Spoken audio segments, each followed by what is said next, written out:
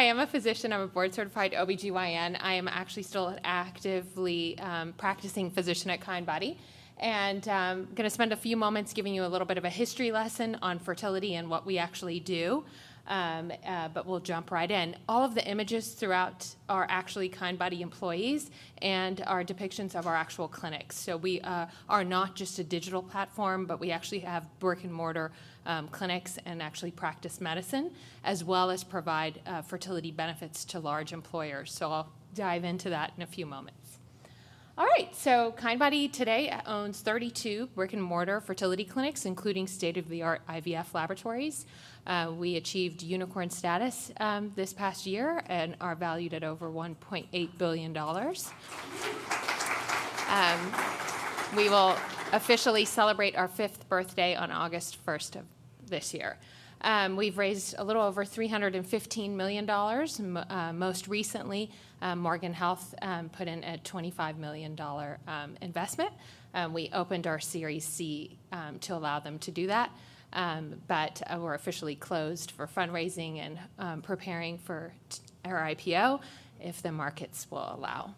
So this is the opening of our Atlanta clinic. A couple of things I want to just point out is that we intentionally try to have a very diverse workforce.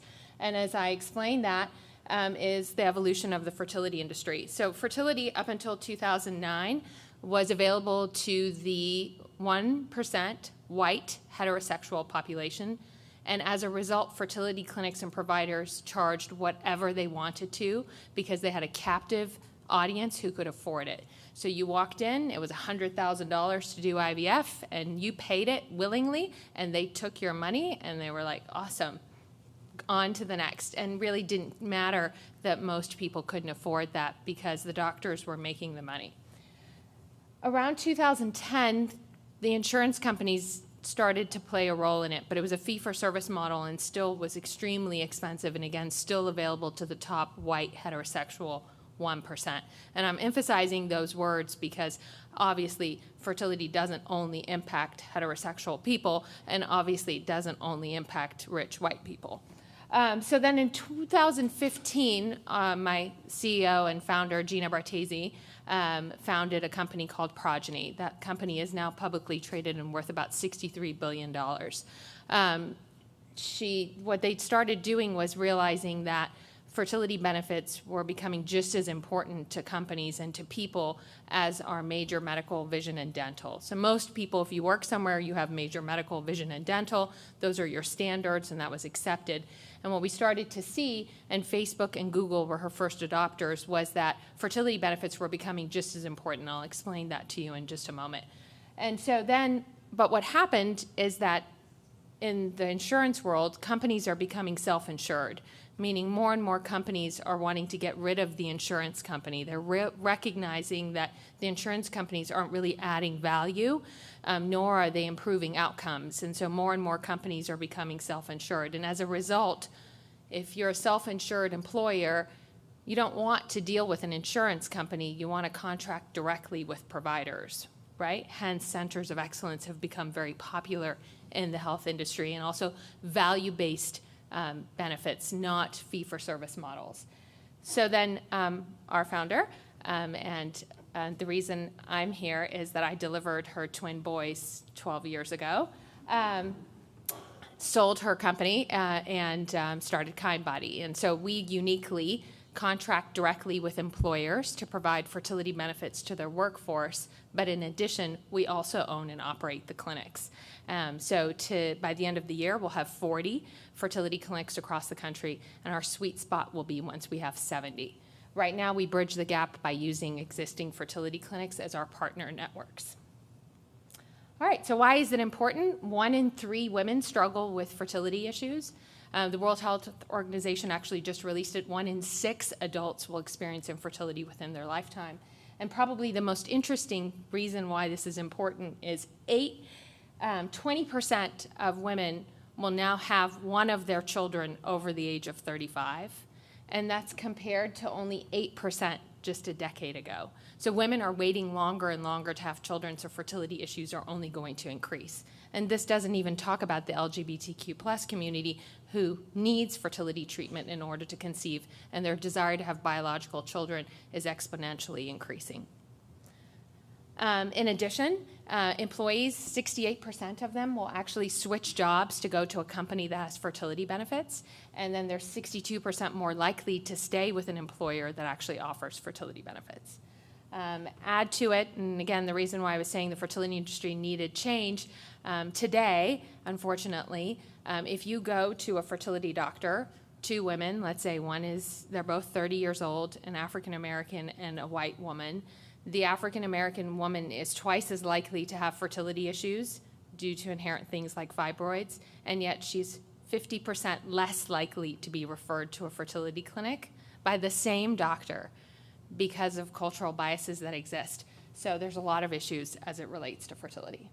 All right, so why is Kindbody succeeding, and why are we doing so well in such a short period of time?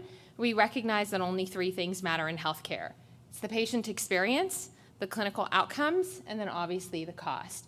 And by being in the provision of care and not just a benefit manager, not just an insurance company, not just a technology platform, we're able to effectuate meaningful change in all three categories. How? One, we actually provide health care. So we have board-certified reproductive endocrinologists. We have state-of-the-art IVF laboratories. Two, we actually are a consumer brand. So you can go to our website. We serve the general public and are a huge presence in social media. And then lastly, we have our own proprietary technology. So prior to opening a single clinic, we actually acquired an electronic medical record. So we actually have our own EMR that we've built, and we employ a whole team of an entire tech team that powers our technology. So some fun stuff. I already kind of said some of this, but we have today a little over 700 million contracted employer revenue.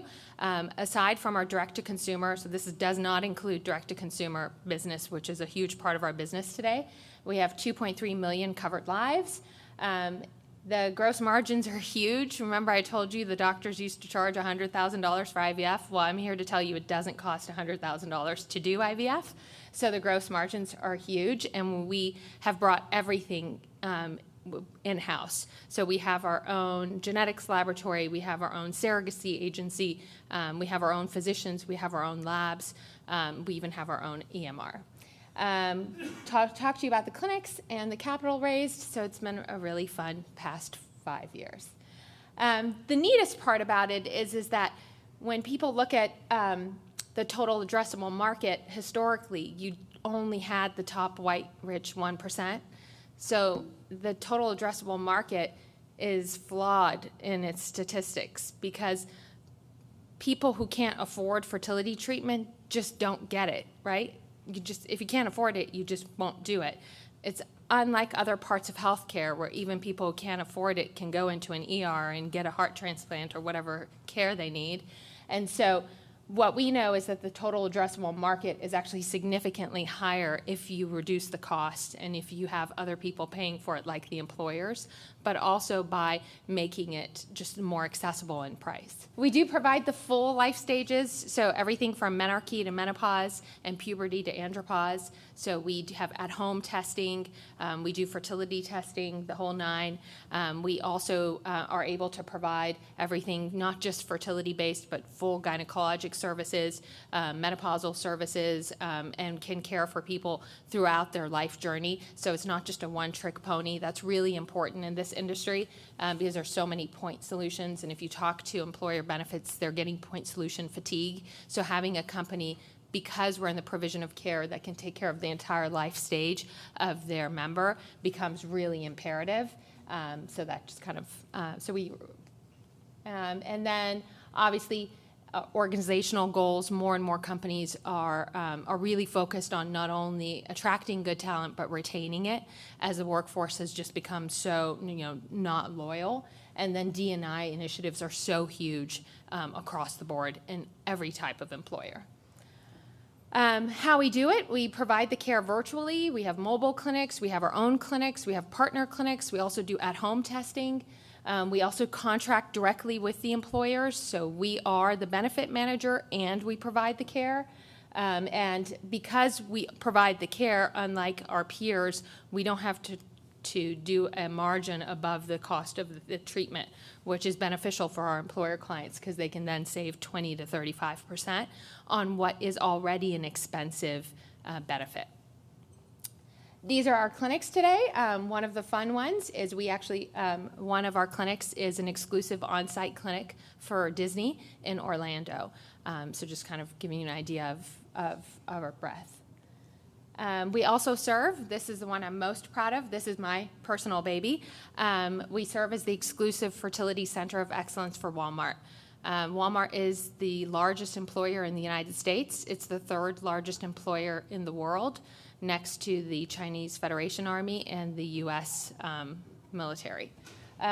We launched this just in November of 2022, and the reason I'm most proud of it is one of our focuses as a company was to provide better access to care, and now, just most recently, we had a farmer who lives in Polo, Missouri, population 500, and his wife works at Walmart, and they were infertile because of a pelvic infection she had had at the age of 20, and they were, thanks to this benefit, this farmer and his 25-year-old wife were able to get pregnant.